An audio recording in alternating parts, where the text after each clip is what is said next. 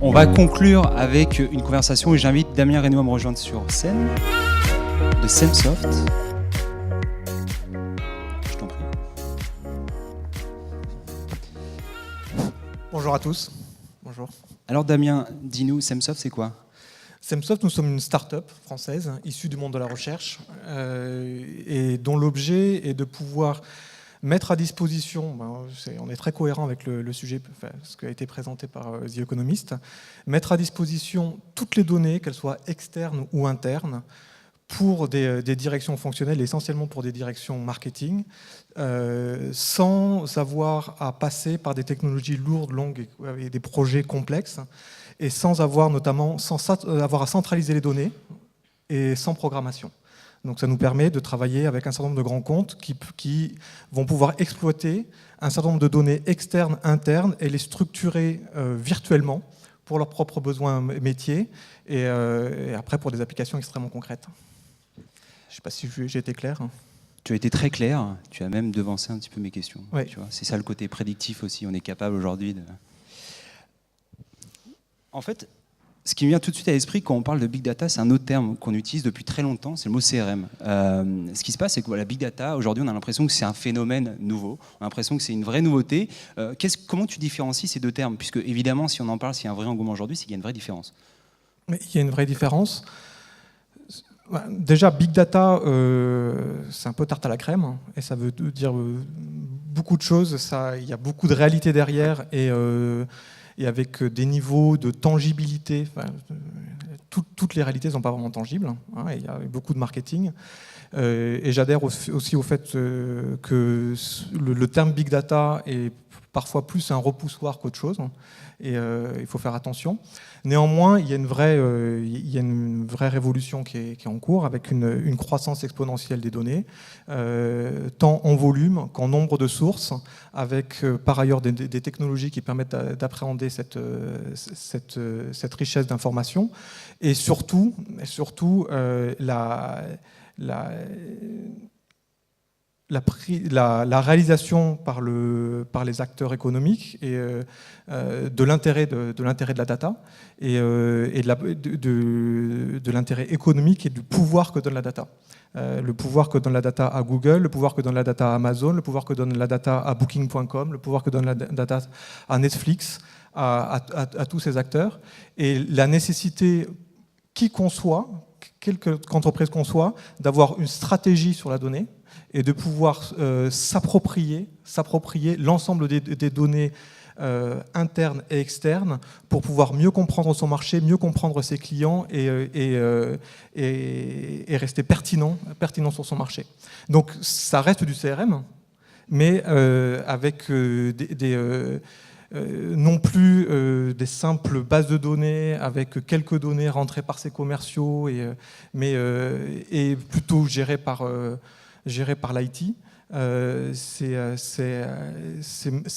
mettre en fait le CRM au cœur de la stratégie de l'entreprise et de faire de la data un élément business et non plus qu'un simple élément technique. Parce que justement, tu parlais de Netflix, Google, des gens qui typiquement font de la data leur business, l'utilisent très bien. Est-ce que tu penses qu'aujourd'hui, toutes les entreprises peuvent utiliser la data, en faire un business, enfin, en tout cas, reconstruire leur business autour de la data ? Et on dit notamment, c'est quelqu'un de chez Google qui disait, moi, demain, j'imagine très bien que dans l'automobile, la voiture, je la donne. Et puis en fait, je monétise la data derrière. Est-ce que tu penses que c'est un peu surjoué ? J'imagine que oui. Mais comment tu vois un peu l'avenir pour ces grandes entreprises qui ne sont pas du tout issues du monde des tech ? Je pense que c'est surjoué. Et, après, je ne suis pas du monde de l'industrie automobile, je ne veux pas vraiment savoir. Mais le fait que la data doive devenir un sujet d'attention au niveau d'un board de toute entreprise me paraît capital. C'est clair. Et je pense que dans les gens que je rencontre dans les grands comptes, je vois déjà, par exemple dans l'assurance, on voit ceux qui non pas dans les nouveaux entrants qui sont en train d'apporter des disruptions, mais dans les acteurs existants, ceux qui ont cette culture, ont acquis des compétences, les ont empowerés, ont créé de la transversalité dans l'entreprise, comme c'était dit auparavant, pour partager les données. On voit ça, versus d'autres acteurs qui préfèrent s'appuyer sur d'autres et pas internaliser cette compétence. Et je pense que d'ici 2 à 3 ans, les résultats sur les performances commerciales seront très clairs. Donc, à mon sens, toute entreprise aujourd'hui doit mettre la data au cœur de son business et de son cycle de décision. Sachant que dans 2-3 ans, il va y avoir une complexité en plus, c'est les objets connectés. Aujourd'hui, exactement. Où est-ce que tu en es aujourd'hui avec les objets connectés? Quelles données tu analyses? Nous, on a travaillé assez peu avec les objets connectés parce que ça reste extrêmement émergent. Néanmoins, ce que l'on considère être la vraie frontière sur la data, c'est pas le volume, mais c'est la diversité. Et c'est le fait qu'il va y avoir des sources de données, la voiture, des sources de données par les objets connectés, par l'apéisation du monde de manière générale, par chaque individu devient aussi une source de données. Et c'est le vrai défi, c'est comment capter cette diversité de données en temps réel pour chaque entreprise réussir dans ses objectifs business. En parlant de défis, justement, je t'en avais parlé au moment de concevoir ce panel, je me suis posé une vraie question, c'est comment parler de data de manière très pédagogique et de manière très claire. Et en fait, du coup, j'aimerais que tu nous parles d'un cas sur lequel tu as travaillé. Je pense que c'est la meilleure façon pour ceux qui sont peut-être un peu moins, qui connaissent un petit peu moins la big data, tous ces termes et toutes ces mécaniques. Est-ce que tu peux nous parler de Pernod Ricard et ce que tu fais avec Pernod Ricard aujourd'hui? D'accord. Donc on travaille avec un certain nombre de grands comptes, dont Pernod Ricard. Et pour Pernod Ricard, un de ses enjeux, c'est que un tiers de son business et 2 tiers de ses marges est fait sur un marché qu'il ne connaît pas. Les bars, hôtels, restaurants, il ne connaît pas parce que c'est un marché duquel il est désintermédié, il passe par des grossistes. Et les quelques données qu'il a, ce sont des données remontées par ses commerciaux dans une centaine de CRM qui dépendent de marques, de territoires, etc. Et au niveau corporate, comment maîtriser ce marché, comment s'y positionner, ils ne savent pas. Et donc ce qu'on en a fait pour eux, c'est exploiter l'ensemble beaucoup de données qui sont disponibles, et notamment issues des réseaux sociaux, issues de Foursquare, de Google Places, de Yelp, de Facebook et d'autres réseaux sociaux qui décrivent les bars, hôtels, restaurants. Et à partir de ça, construire pour eux une base de données en partie virtuelle sur l'ensemble de ces établissements, leur permettant de mieux le connaître, de mieux le comprendre et de pouvoir avoir une meilleure coordination entre le niveau HQ et le niveau terrain, et avec des données qui sont classées de la même manière, et des données extrêmement riches et extrêmement précises pour chaque territoire commercial, leur permettant d'optimiser leur campagne et d'optimiser leur trend marketing sur le terrain. Est-ce que tu sens, avec les personnes avec qui tu travailles chez Pernod en interne, que ce sont des gens vraiment issus de ce monde-là? Est-ce qu'il y a une transfo en interne? Justement, ça m'intéresse de savoir si en interne, ils s'adaptent à la data. On parlait tout à l'heure de Chief Data Officer. Est-ce que dans ce genre d'entreprise qui vient du monde des spiritueux quand même, donc qui n'a rien à voir, ils commencent à s'entourer de ces personnes? Il n'y a pas de Chief Data Officer, à ma connaissance, chez Pernod Ricard. Néanmoins, ce qui est notable et ce qui me paraît être extrêmement important pour le succès de ces entreprises, c'est qu'elles ne travaillent plus en silo. Elles ne travaillent plus en silo. Il y a eu un alignement entre les équipes IT, entre les équipes métiers, entre les équipes digital marketing.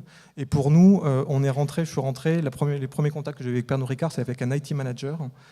Je suis partenaire Microsoft, c'est Microsoft qui m'a fait rencontrer, qui m'a dit « Ah, ça c'est intéressant, il faut que je te fasse rencontrer et après ». Et tous ces gens-là travaillent tous ensemble, ont une vision et ça leur permet d'avoir une réactivité et une capacité d'innovation qui est extrêmement importante. Et où le digital n'est pas et la donnée est quelque chose qui est compris par tout le monde, qui est essentiellement par des gens qui sont des marketeurs ou d'ex-consultants et peu de techniciens, et avec une grande culture du partage. Et je pense que c'est ça qui fait aussi qui fera le succès de ces entreprises. D'accord. Si on se ressent encore une fois, et je prends toujours cet exemple-là parce que je le trouve assez remarquable, c'est Netflix. Toi, tu as travaillé avec un autre acteur de l'entertainment, de la vidéo, qui s'appelle Dailymotion. Oui. Qu'est-ce que vous avez fait concrètement pour Dailymotion ? Dailymotion, une de ses problématiques, c'est de pouvoir être visible dans les moteurs de recherche et de pouvoir, une fois qu'ils ont acquis un utilisateur, de pouvoir le garder dans leur environnement. Et pour cela, c'est la donnée. Être visible dans les moteurs de recherche, c'est pouvoir y injecter de la donnée sur ces contenus. Et après, une fois qu'un utilisateur est sur un contenu, c'est lui donner envie de continuer à être sur la plateforme, et en valorisant, en le sollicitant de la manière la plus appropriée. Et donc, pour Dailymotion, ce que l'on a fait pour eux, c'est pouvoir automatiser la génération de tags. On utilise des outils d'analyse sémantique pour savoir de quoi on parle. Et après, on va aller agréger plein d'informations issues de diverses sources externes pour aller générer un nuage de tags qui correspond à l'éditorialisation que va avoir Dailymotion, et après pouvoir mieux naviguer dans ces tags qui ne sont plus des simples chaînes de caractères, mais qui sont des tags, on va dire, sémantiques. Savoir que si on parle d'un acteur, si on avait parlé de Léa Seydoux, on va savoir que Léa Seydoux, c'est une actrice, et on ne va pas tomber sur Nicolas Seydoux, parce que la chaîne de caractères est assez proche. Et donc ça permet beaucoup plus de acquérir des utilisateurs, plus de pertinence dans la navigation, et beaucoup plus de données aussi pour mettre dans les moteurs de recommandation. Et donc, on voit bien que pour ces gens-là, il est critique de maîtriser la donnée au risque de perdre en pertinence. D'accord. La fin approche. Si on devait résumer en 3, voire 4 mots, la data aujourd'hui, le sens de la data, ce serait quoi pour les marques ? Je pense, la data prolifération, il y en a partout. Bien prendre la data diversity, et donc il y en a partout et très varié, et à partir de ça, la data for me, qu'est-ce que je peux faire moi de cette donnée pour mon propre business, et être en constante veille, en constante action, évolution sur la mise à disposition de l'ensemble des données pour sa meilleure connaissance du marché, meilleure appréhension du marché et le développement de nouveaux services. Ok, merci beaucoup Damien. Merci, au revoir.